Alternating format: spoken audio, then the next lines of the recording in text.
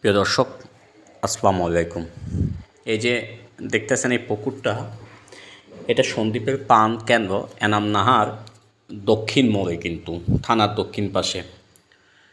অনেক বিপজ্জনক একটা জায়গায় এই পুকুরটি।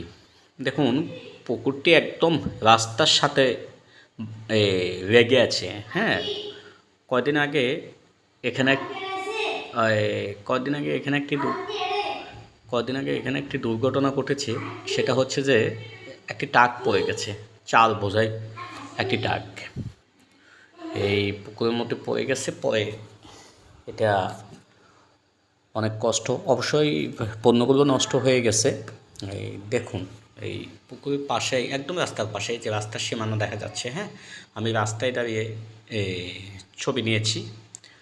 এটা আসলেই প্রশাসনের দৃষ্টি এড়াচ্ছে কেন বুঝতেছি না। এখানে অনেক দুর্ঘটনা ঘটে। ধন্যবাদ সবাইকে।